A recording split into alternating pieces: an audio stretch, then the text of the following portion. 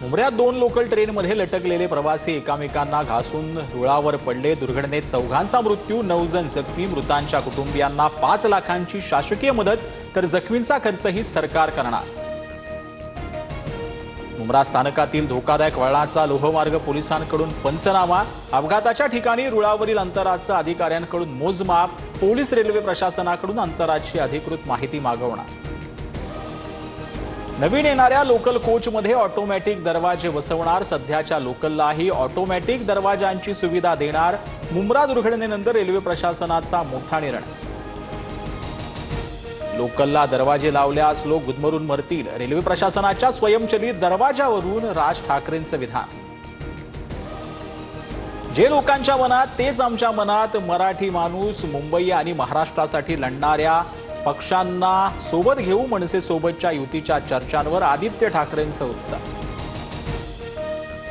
राज ठाकरेंसोबतच्या युतीबाबत उद्धव ठाकरेंकडून पुन्हा एकदा सकारात्मकता। मनसे सोबत युती केली तर चालेल का?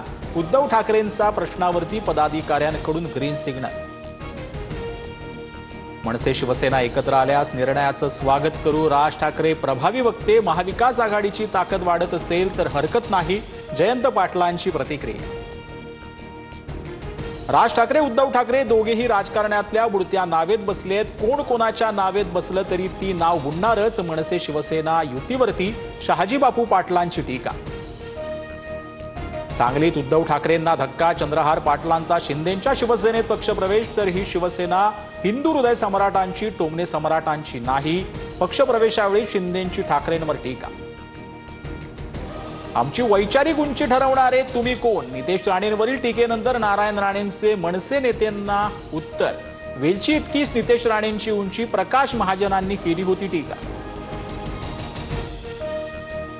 नारायण राणेंच्या फेसबुक पोस्टवरून मला धमकी, बरं वाईट झाल्यास राणेच जबाबदार। मुख्यमंत्र्यांनी माझ्या रक्षणाची जबाबदारी घ्यावी। मनसे नेते प्रकाश महाजनांची मागणी। परदेशात गेलेल्या खासदारांचं शिष्टमंडळ आज पंतप्रधान नरेंद्र मोदींची भेट घेणार। दहशतवादाविरोधात जागतिक समर्थन मिळवण्यासाठी खासदारांनी केला होता दौरा।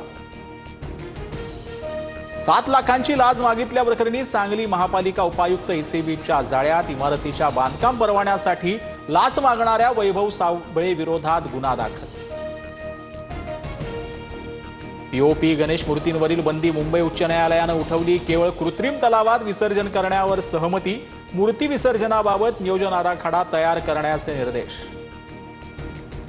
निवृत्तीच्या 5 वर्षांनंतर आयसीसीकडून महेंद्रसिंग धोनींचा मोठा सन्मान। धोनीचा आयसीसी हॉल ऑफ फेम मध्ये समावेश। या यादीत स्थान मिळवणारा धोनी ठरला 11वा भारतीय क्रिकेटपटू।